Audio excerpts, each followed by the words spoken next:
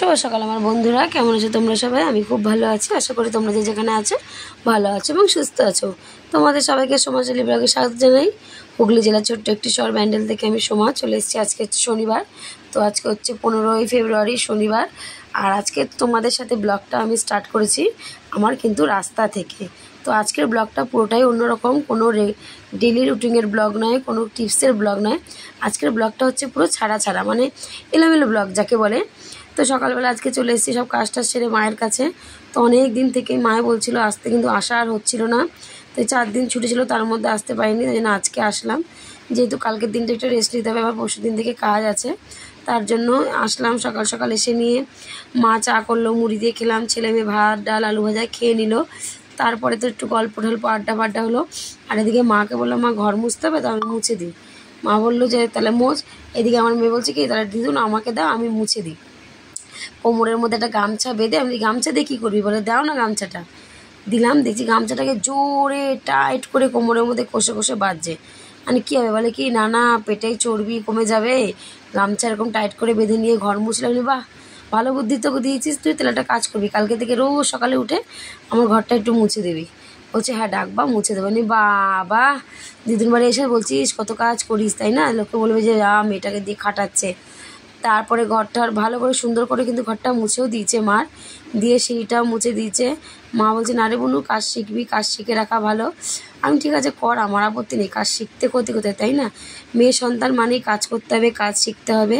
সে যে কোনো কাজ হোক, কাজের কিন্তু কোনো ছোটো বড়ো নেই, সব কাজ সমান। আর এখানে সবাই মিলে দেখো খেতেও কিন্তু বসে গেছি। আর মা আজকে রান্না করেছিল মাংস, মানে মুরগির মাংস, তারপরে বাঁধাকপি, লাল শাক। আমাকে বলেছিল রান্না করতে, কিন্তু আমি রান্না করিনি, আমার শরীরটা ভালো লাগছিল না। আজকে আমি গিয়ে চুপচাপ রোদে বসেছিলাম। আর মাম্মাম দেখছিলে চাকু দিয়ে ক্যাডবেরি কাটছিল। ওর মামি ক্যাডবেরি ফ্রিজে রেখেছিল, বললো মনে নিয়ে খাবো সবাই মিলে। ও এনেছে, এত শক্ত হয়ে গেছে ক্যাডবেরিটা, লাস্টে চাকু দিয়ে কেটে পিস করেছে। আর এই যে আমি বাড়ি চলে এসেছি, তখন তোমার 3:30 বাজে চলে এসেছি। ভালো লাগছিল না শরীরটা, সর্দিতে এত মাথা যন্ত্রণা না, মানে কি বলবো।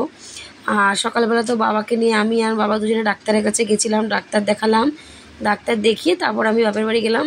শ্বশুরমশাইটা সকাল থেকে শরীরটা খুব খারাপ, ওনাকে ডাক্তারের কাছে নিয়ে গেছিলাম, প্রেশার টেশার চেক করে নিয়ে এসেছি। বাড়ি গিয়েই তো জানো পিসির ঘরের সামনে থেকে তো আমাকে ঢুকতে হয়। তো আমার এমন একটা অভ্যাস হয়ে গেছে যে আমি যখনই যেতাম না, পিসি কী করিস একটা জোরে হাঁক দিয়ে আমি ঘরে ঢুকতাম। তো এখনও সেই অভ্যাসটা আমার যায়নি। তো ওখানে গিয়ে পিসির ঘরের সামনে গেছি, তো গাটা এত মানে থমকে গেছি যে যেই মানুষটার দূরের সামনে পরিষ্কার চকচকে থাকতো, কলপার ঘর দৌড় এত সুন্দর পরিষ্কার, তো সেই মানুষের দৌড়ের সামনেটা কি অবস্থা, সেই মানুষটাও নেই, তার ঘরদোর পরিষ্কার করারও লোক নেই। কে করবে বলো? পিসেমশাই কাজে যায়, আমাদের ঘরেই খায়। পিসেমশাই দেখো একটা ব্যাটা ছেলে মানুষকে এরকম একটা মেয়ে ছেলের মতো পরিপাটি করে করতে পারে, এরকম একটা ব্যাটা ছেলে করতে পারে? সেটা তো সে পারে না, তাই না? তো তাও যেটুকুনি করে পিসেমশাইও করে, কিন্তু তাও বলে না বাড়ির মেয়ে ছেলে যদি না থাকে, সেই বাড়ি যতই সে পরিষ্কার পরিচ্ছন্ন করবে, ওটা মেয়ে যেরকম সুন্দর করে গুছিয়ে রাখবে, সেরকম কিন্তু একটা ব্যাটা ছেলে কখনোই পারবে না। তারা কাজ করবে কিন্তু গুছিয়ে পরিপাটি করে কাজ কখনোই করতে পারবে না। তো খারাপ লাগে খুব, মনটা মানে এখনও ভুলতে পারছি না। তো জানি না কবে ভগবান ভুলতে পারবো, আদৌ জানি না। তারপরে বিকেলে চা টা করে সবাই খেয়ে দিয়ে আমি বেরোলাম, মাম্মামকে নিয়ে একটু পার্লারে গেছিলাম। তো অনেক দিন থেকে ভুরু তুলবো তোলা আর হচ্ছিল না, আর নিজের জন্য সময় বের করা হচ্ছিল না। তো আমরা উঠছিলাম, মাম্মাকে বলে দেখো মা পোস্টারটা, নাইটি পরে কেউ আসবেন না লিখে রেখেছে ওখানে। তো এখানে চলে এসেছি, আমি আগাগোড়া এখানেই আসি, ভুরু তোলা বলো, মুখে একটুখানি ক্লিন আপ করি। তো আমি একদিন ভুরু তুলতে গেছিলাম, দিদিটা আমাকে বলছিল তোমার স্কিনটা এত মানে এত ড্রাই। আমি বলি দেখো দিদি, আমরা তো বাইরে এরকম কাজে যাতায়াত করতে হয়, বাইরে ধুলোবাড়ি সবই পরে, বলে প্রত্যেক মাসে একটা করে ক্লিন আপ করিয়ে নেবে, ফুড ক্লিন আপ। আমি বলি সময় পাই না গো, সময় করে উঠতে পারি না, আবার ক্লিন আপ করতে আসো, বলে ওর মধ্যেই সময় বের করে তোমায় করতে হবে। তো 2 মাসে পুজোর সময় করেছিলাম, আর আজকেও গেছিলাম করতে। তো ভুরুটা তুলে নিয়েছি, নিয়ে মুখটা একটু ক্লিন আপও করে নিয়েছি, নাকের গোড়াগুলো, কারণ এইসব তো আর ঘরে বসে করার সময় আমার নেই, একদমই সময় দিতেও পারি না, আর হয়ও না। তা ভাবলাম যখন গেলাম, দিদি জোর করলো যে করে যাও, মুখটার অবস্থা খুবই খারাপ। তো করলাম, সেই ভিডিওটা করা হয়নি, যেহেতু মুখ ফেসিয়াল মানে মুখে যে ক্লিন আপ বলে 100 টাকার মধ্যে ফুড ক্লিন আপটা এত সুন্দর করে না, কি বলবো তোমাদের, খুব সুন্দর করে, মুখে তোমার একটুকু দাগ থাকবে না, নোংরা কি সুন্দর উঠে যায়। তো সেটাই করলাম, কিন্তু সেই ভিডিওটা তোলা যায়নি, তোলার মতো অবস্থা ছিল না, তার জন্যই তোলা হয়নি। আর মাম্মাম বললো মা ছবিটা ভালো আসছিল না, ওই জন্য তুলতে পারিনি। তোলেনি, কিন্তু করেছি। মুখটা তোমরা নিজেরাই দেখতে পারবে, আগের মুখটা আর ওই মুখটার মধ্যে অনেকটাই তফাৎ। মুখটা পুরো অন্যরকম চেঞ্জ হয়ে যায়। 100 টাকা তোমার কিন্তু মানে কি বলবো, 100 টাকা গায়েও লাগে না যে 100 টাকা নিয়েছে কোনো কাজ করেনি। এত সুন্দর কাজ করে না, মানে কি বলবো, হাতের কাজ খুব সুন্দর ওদের। দিয়ে দিয়ে পার্লারের হাতের কাজ সত্যি খুব সুন্দর। এই দেখো নাকের সাইডগুলো দেখেছো কত সুন্দর পরিষ্কার করে দিয়েছে, গলা মুখ সবটাই কিন্তু সুন্দর করে পরিষ্কার করে দিয়েছে। তো রোজকারে কাজ কর্ম সংসারে সব কিছুই থাকে, নিজের যত্ন নেওয়া বলতে কখনোই কিছু হয় না। তো চেষ্টা করি মাঝে মাঝে নিজের জন্য একটু সময় বের করে মানে নিজের যত্ন নেওয়া, তো সেটা হয়ে ওঠে না, মাঝে সাঝে খুব কম। তো এদিকে চলে এসেছি গুগলকে নিতে, তো পার্লারের পাশেই গুগল পড়তে আসে। দেরি যখন হয়ে গেছে ভাবলাম তাহলে একবারে গুগলকে নিয়েই যাই। তো গুগলকে নিয়েই গেছি একবারে। বাড়িতে গিয়ে আবার রান্না আছে, রান্না করতে হবে। আর কম্বলটা 2 দিন হয়েছে নামিয়ে রেখেছি, কিন্তু কাঁচা আর হচ্ছে না ভেজানোর জন্য। তো আজকে ভাবলাম যে না, আজকে রাত্রেবেলা কম্বলটাকে ভিজিয়ে রাখবো। তো কম্বলটাকে আজকে রাত্রেবেলা আমি ভিজিয়ে রাখবো, সকালে উঠে কাচলে খেবে, পরিষ্কার হবে, ভালোও লাগবে। তার জন্য দেখো আমি রান্না বসিয়েছি। ওদিকে ভাত, আলু সিদ্ধ আর বেগুন ভাজা করবো রাত্রেবেলা। দুপুরের মাছ আছে, মা রেখেছে, তাই শুধু ভাত আলু সিদ্ধ বেগুন ভাজা করলেই হয়ে যাবে। আর এখানে কম্বলের সাথে আজ যে জামা প্যান্টগুলো ছিল সব কটাই ভিজিয়ে রেখেছি, যেহেতু কালকে আমাকে অনেক কাচাকুচি করতে হবে, প্রচুর সময় পাবো না। রাত্রে ভিজিয়ে রাখলে না, সকালে উঠে কাচাকুচিটা করলে এক পত্তন কিন্তু শুকিয়ে যাবে, বেলার দিকে আবার করতে হবে।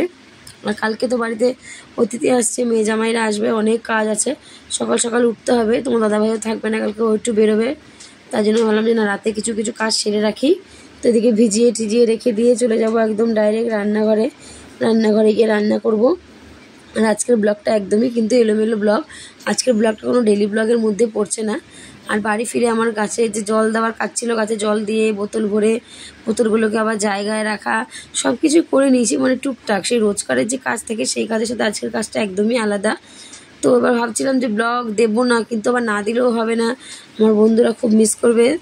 আর আমার ওই একদিন দেবো না, মনটা একদম খারাপ লাগে। যেরকমই হোক, যেভাবে হোক, সারাদিনে যেটুকুনি কাজকর্ম করেছি সেটাই তোমাদের সাথে শেয়ার করেছি। আশা করি তোমাদের ভালো লাগবে, কারণ দেখো আমার ডেলি লাইফস্টাইল ব্লগ মানেই তো আমার রোজকারে আমার সারাদিনে যা কাজকর্ম, ঘোরাফেরা, গল্প আড্ডা সবটাই তোমাদের সাথে শেয়ার করা।